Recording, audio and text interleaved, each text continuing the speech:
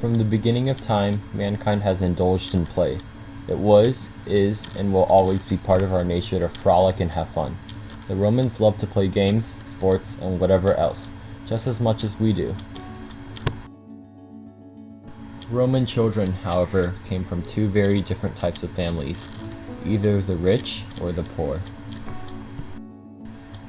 Children from poor families had little time to play because they had to work hard in their family, doing chores and such.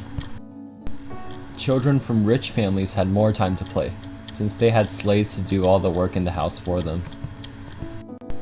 Now, let us delve into the amazing culture of Roman children's games, reenacted as best as possible with available materials of modern day. A simple everyday game that Roman children would play was called Odd or Even.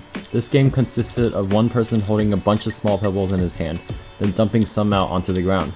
The second person would guess whether the remaining number of pebbles in his friend's hand was odd or even. I guess even. There are 3 pebbles. One common game, even in today's society, is tic-tac-toe. I'm sure most of you know how this game is played.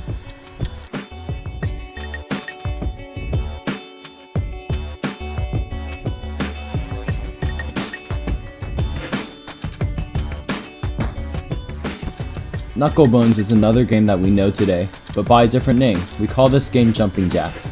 Roman children play with the small knucklebones from sheep or goats. Unfortunately, I was unable to find the Roman materials for the game, and had to resort to playing the game with toy animals. The game was played by 2 or more people. One person started by bouncing a ball, then grabbing one knucklebone while still catching the ball before it falls to the table. The second player would try to do the same. After successful completions of the first task, the players would move on to try grabbing 2 knucklebones, then 3, 4, and so on until one person messes up.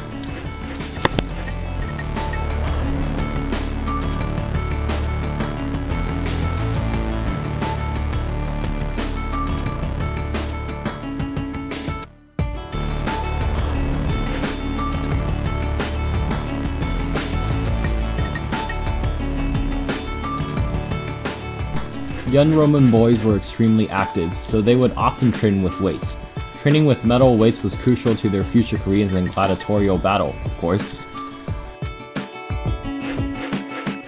Girls liked to play with rag dolls, or even dolls made from wax or clay.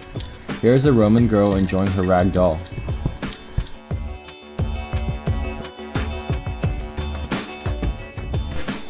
Both boys and girls also enjoyed playing with toy animals. This was a fun pastime, especially when friends weren't available. Some rich Roman families had pets, so their children didn't need to resort to playing with toy animals.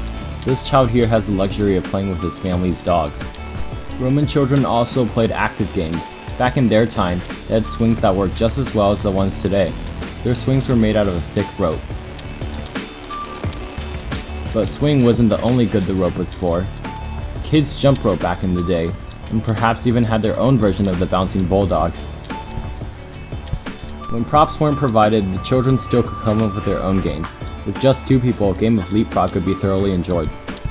Ball games were played by throwing the ball back and forth until a person dropped the ball. This game was called Trigon since it was usually played by 3 people.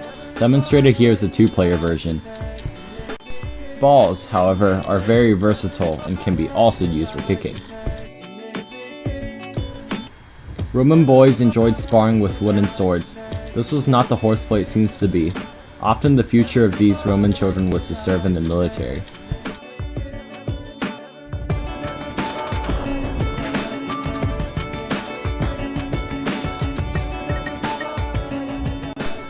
As seen in the demonstrations, many of the games that the Roman children played were not as different from the games we play today.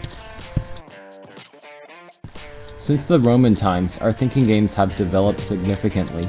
We now enjoy a competitive game of chess with each other instead of playing tic-tac-toe.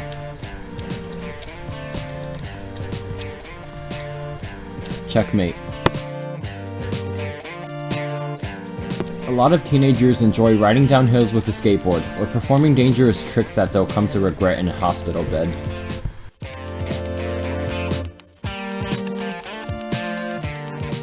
Some kids like to spend their time on a basketball court, either making layups or hitting half-court shots.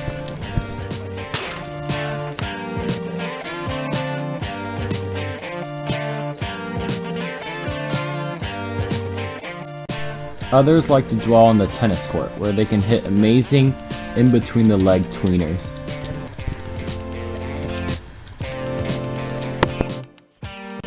Whatever the game is, it all comes around. In the end, we're just having fun.